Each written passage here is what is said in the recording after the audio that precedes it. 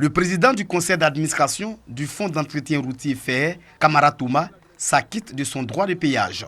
Par ce geste, le PCA met ainsi officiellement en service le poste à péage de Katoula.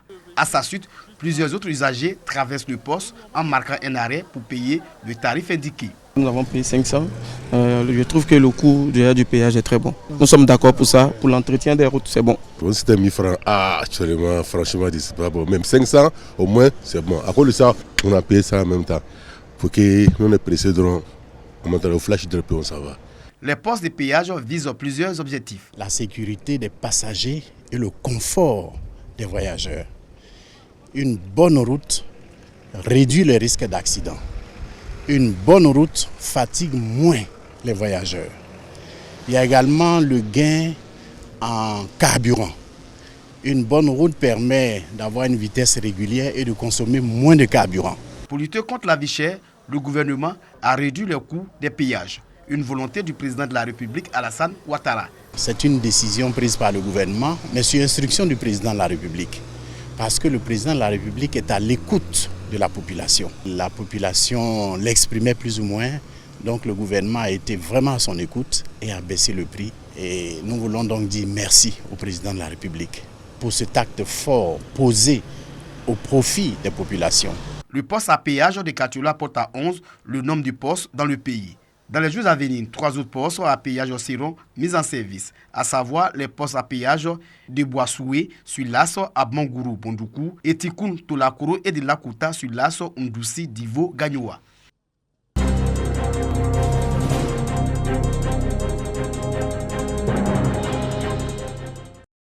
Cette ambulance médicalisée de dernière génération est équipée de différents matériels, dont un moniteur, des bouteilles d'oxygène et des trousses d'intervention rapide. Occasion pour le directeur régional de la santé de présenter les acquis de ces derniers mois, entre autres la dotation d'un scanner, le tout premier de ce centre hospitalier de référence dans la région du Nzi, et la mise en place d'une unité de production d'oxygène. Beaucoup de matériel, ce qui fait qu'on peut même transporter un malade, c'est comme dans une salle d'hospitalisation. Le moniteur, tout le matériel y est. Pour le maire de Dimbokro, l'amélioration du plateau technique du CHR est une préoccupation majeure. Il faut appeler l'attention du corps médical sur la nécessité de veiller, comme ils le font déjà, à la santé de nos populations. Aujourd'hui, bien sûr, nous parlons de santé, mais il n'y a pas seulement que la santé. Il y a l'éducation, il y a la question d'hydraulique, il y a la question d'emploi. Tout ça, ce sont des questions importantes qui ont été donc consolidées dans un programme spécial qu'on appelle Programme social du gouvernement PS-Gouv. Cette ambulance vient s'ajouter à 2 autres dont dispose actuellement le CHR de Dimbokro pour une prise en charge rapide des malades.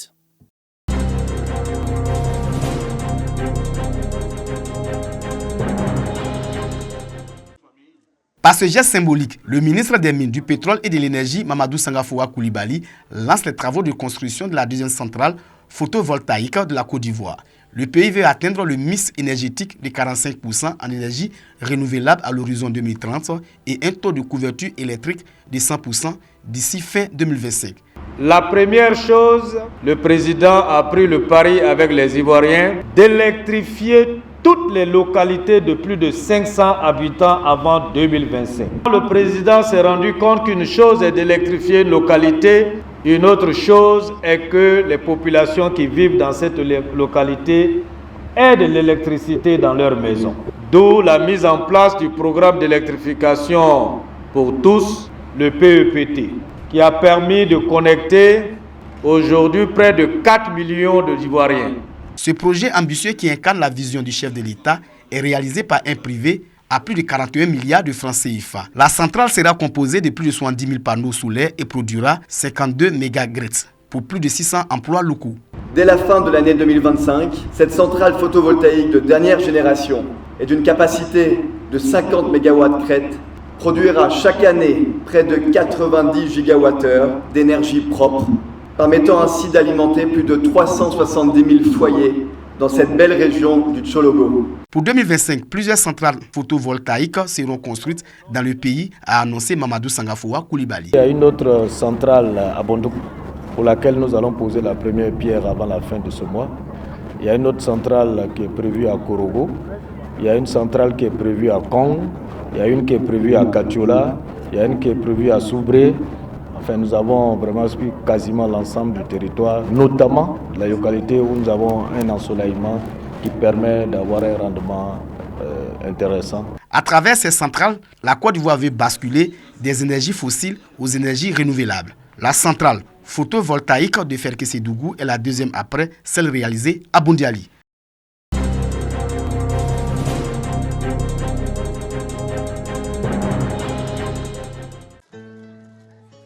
Le métier de teinturier, un art ancien fascinant et plein de couleurs, s'est maintenu dans le temps à travers ses transmissions familiales. Des teintes telles que le jaune, l'orange, le vert, le bleu et l'indigo permettent à ces femmes de donner une beauté artistique à des tissus comme le basin et bien d'autres. À Bouaké, ce métier artisanal demeure un symbole emblématique qui enrichit la culture de la ville.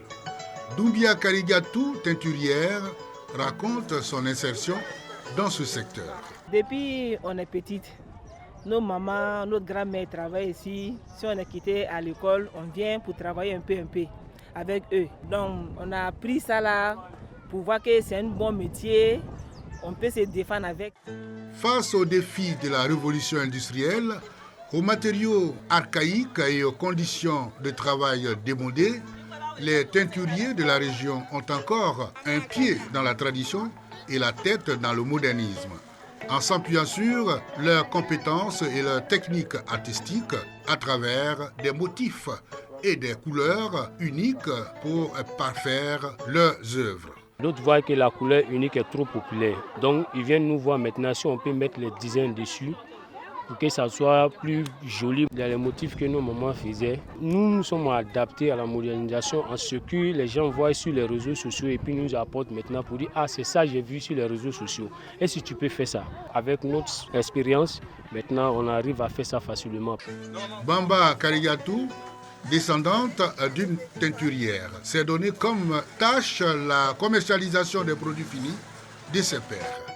Le célèbre tissu indigo, qui pour elle représente une authenticité naturelle et une identité propre pour valoriser les actrices de ce métier. C'est de l'art. J'ai plusieurs fois été sollicitée dans les expositions, les Sahara, les Java, vraiment pour parler de l'indigo. Je pense qu'on peut aller au-delà de la Côte d'Ivoire parce que là, c'est comme si c'est un produit ivoirien.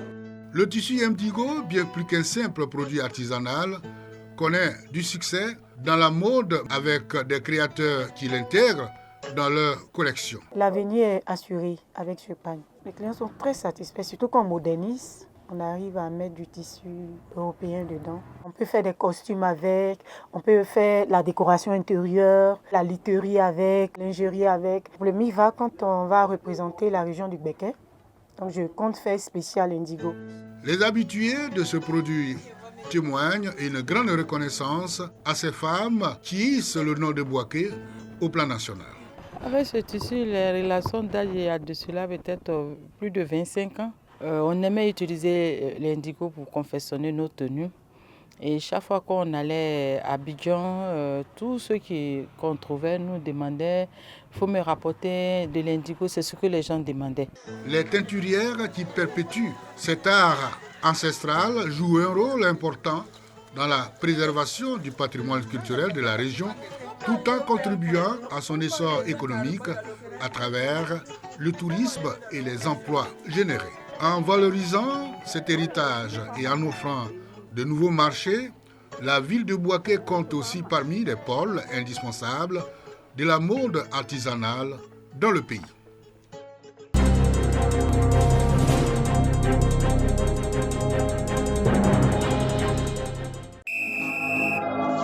Deux buts à 1.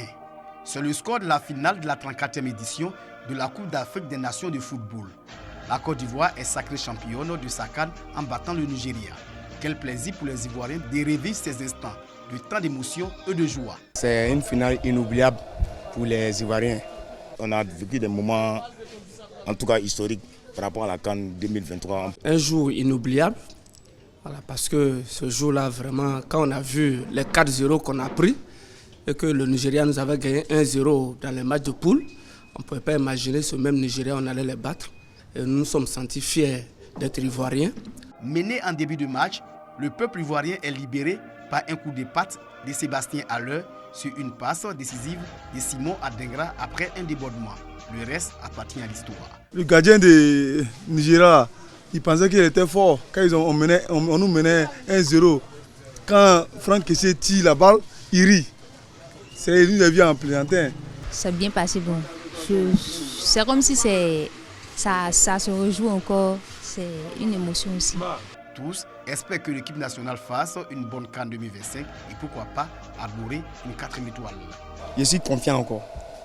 Actuellement, parce que présentement, on fait très peur. J'ai confiance parce que l'équipe que nous avons, elle est en train de se bonifier. Les gens pensent qu'on ne va pas répéter, mais on va répéter parce que j'ai confiance à Faye. La CAN 2025 se tiendra au Maroc du 21 décembre 2025 au 18 janvier 2026. En tout, ce sont 52 matchs auxquels les amoureux du football auront droit dans 9 stades des 6 villes du pays dont Casablanca, Tanger, Marrakech, Rabat, Agadir et Fès.